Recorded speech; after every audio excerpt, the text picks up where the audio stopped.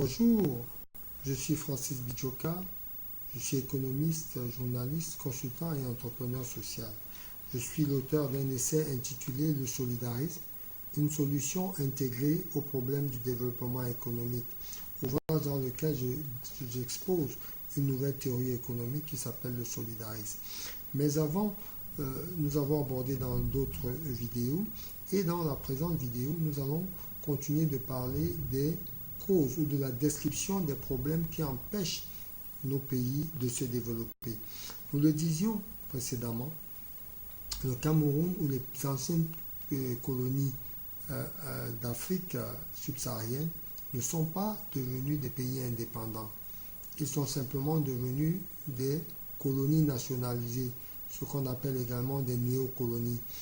Parce que simplement, il y a un adage qui est attribué à Jésus-Christ dans la Bible qui dit qu'on ne met pas de vin nouveau dans de vieilles outres, de peur que les vieilles outres ne se brisent et que le vin se répande.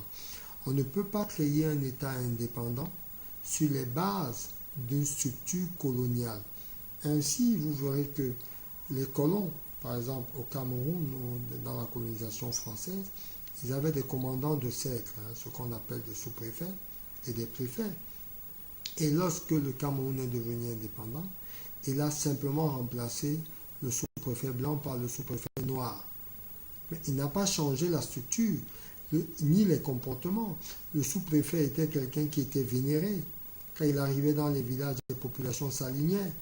Il pouvait ramasser, imposer des corvées aux uns aux autres. Il pouvait même imposer une bastonnade. Mais lorsque le Cameroun est devenu indépendant, les préfets ou les sous-préfets ou les policiers noirs ont continué de se comporter exactement et même pire que les membres de l'administration coloniale, parce qu'ils étaient forcément moins bien formés. Mais c'est parce que, ayant toujours vu cette administration fonctionner de la sorte, ils se sont dit que c'est comme ça qu'un pays indépendant, donc en devenant indépendant, il s'agissait simplement de faire la même chose que les autres faisaient.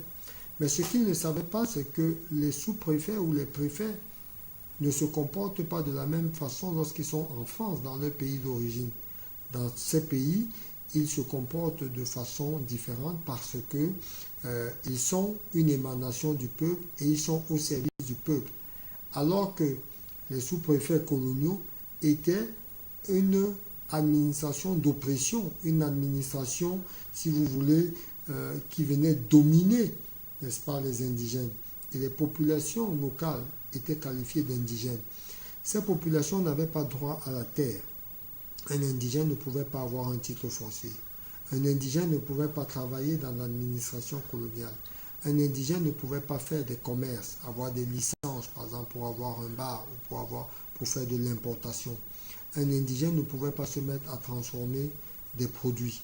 Donc, il y avait donc une série de choses de règles qui avaient été érigées.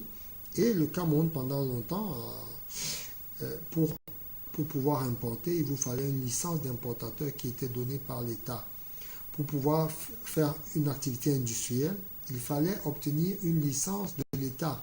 Donc vous voyez que ce système qui avait simplement pour but de réduire la capacité des populations locales à maîtriser les outils du développement ou alors à maîtriser les circuits de l'enrichissement, a été récupéré par l'État colonial et qui a continué à imposer pour faire une échoppe. Il vous fallait une patente, il vous fallait une licence. Et donc voilà comment, par exemple, on peut montrer que ce soit dans l'administration territoriale, les populations sont restées des indigènes.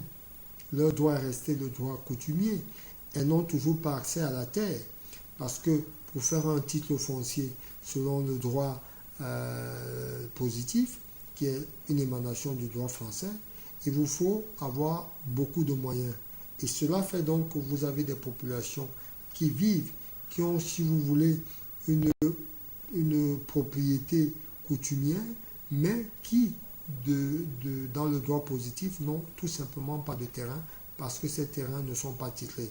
Alors, le système des pays indépendants, ayant gardé les mêmes lois coloniales, ayant conservé la même structure administrative, on peut donc s'étonner de ce que les comportements ou les résultats ne peuvent pas être des résultats probants parce que tout simplement les populations ne sont pas encore intégrées dans la transformation de leur société et elles continuent de se comporter vis-à-vis de l'administration comme face à un instrument de domination étrangère et non comme, n'est-ce pas, face à une émanation ou alors une institution qui est à leur service.